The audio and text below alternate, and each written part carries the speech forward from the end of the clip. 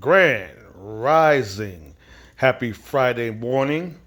This is Regenerative Life Wayne 69 coming to you from my happy little small suburban homestead food forest. And I'm sitting here in front of a warm fire. It's probably about 47 degrees right now, according to the weather people. As you can see, the high is going to be 67 today. I'm burning a few logs this morning.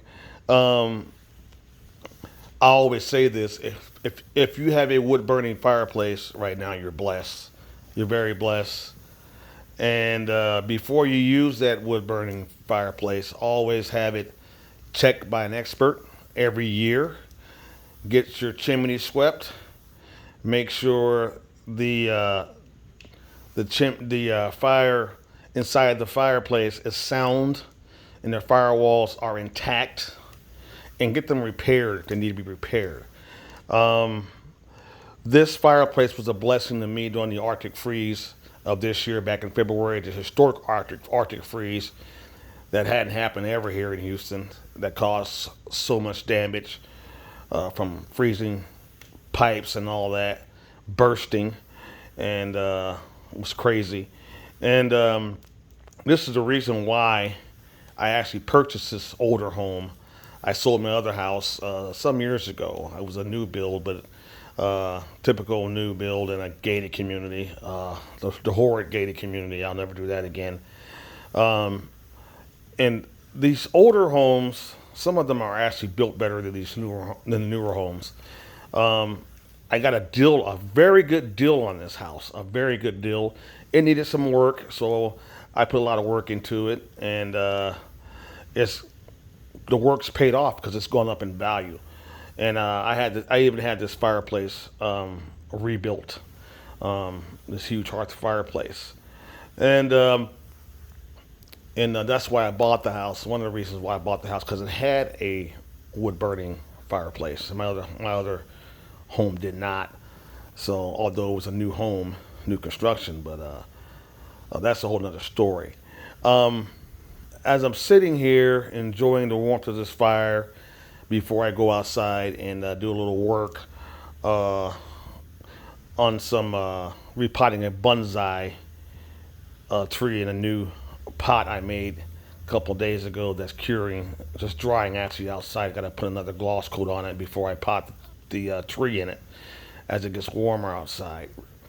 And I'm sitting here thinking about what's going on here in the world and in the country as far as this 30-year high inflation, which is crazy. Gas is way up, which is normally strange for this time of year because after the summer, we all know the gas normally goes down. It's way up. Natural gas is at a 99% increase. A 99% increase. So it's going to cost all you folks up north. I'm here in Texas. I'm right outside of Houston in Cypress, suburbs of Cypress, actually. So, but all you folks up north, it's going to be crazy.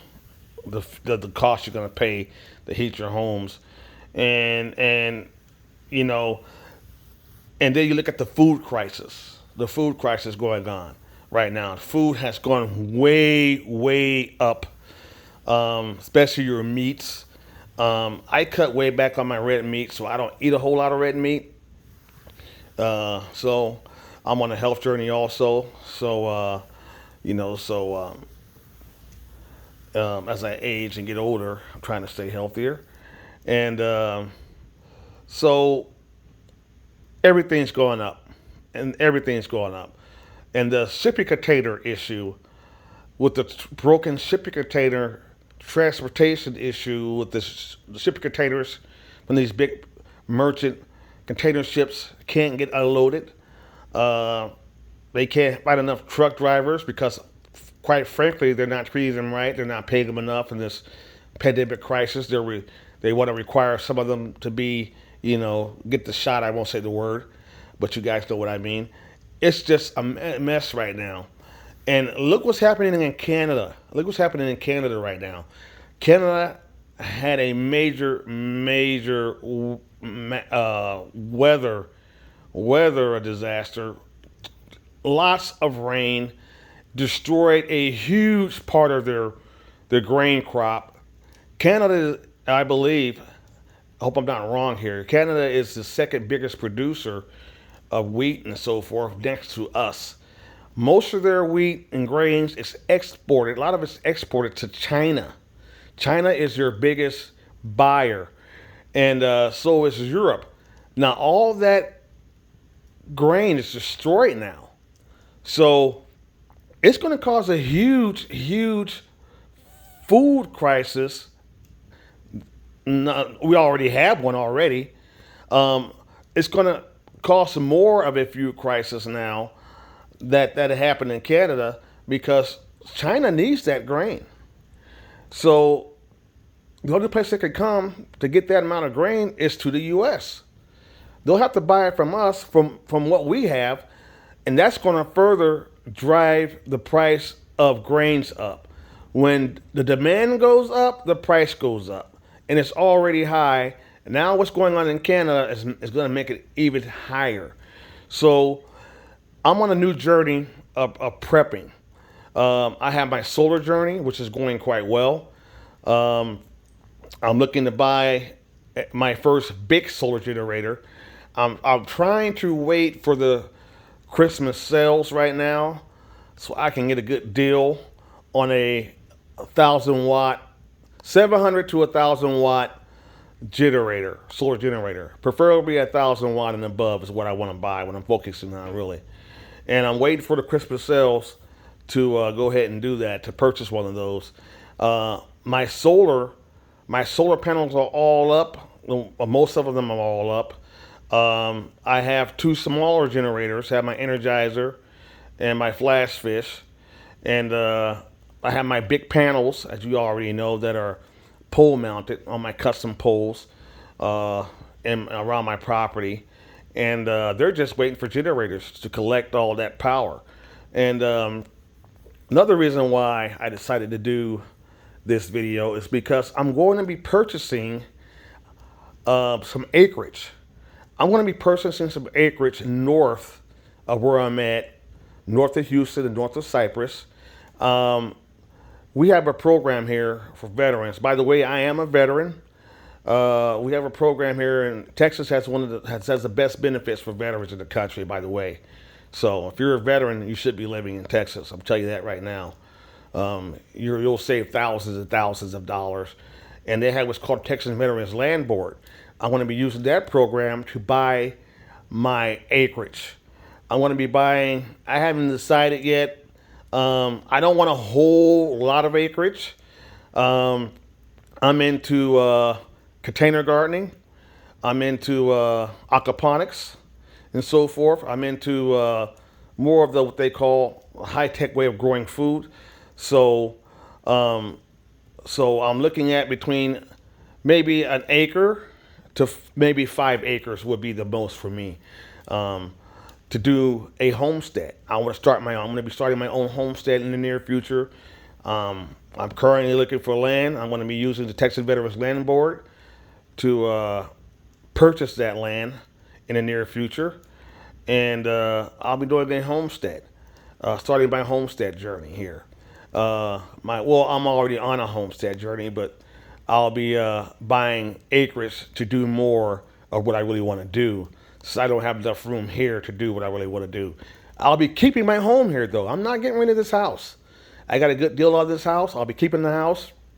And on my homestead, I plan on doing some more of a non-conventional homes. I plan on maybe doing a home or Adobe clay home.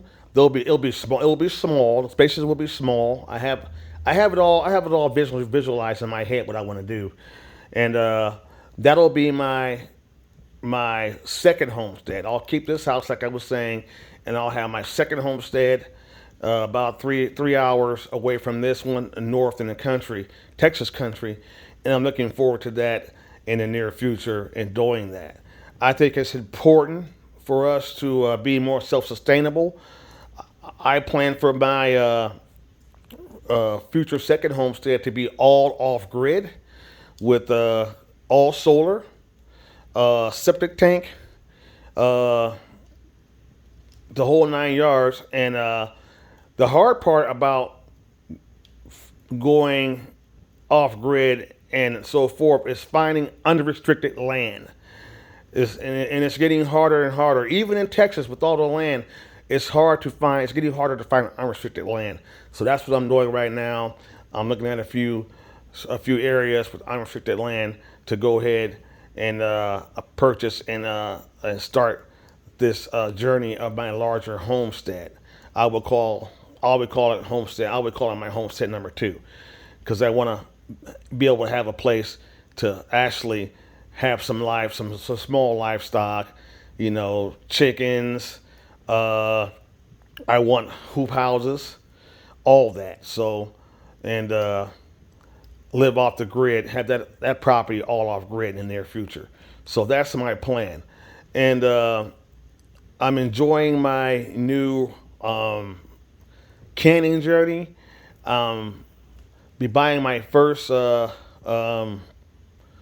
pressure cooker here next month, and I'm stocking up on my 32-ounce cans from wide mouth to the regular size ones, and I can see those are going up in cost, so I try to get them on sale, and I look forward to start canning all my food.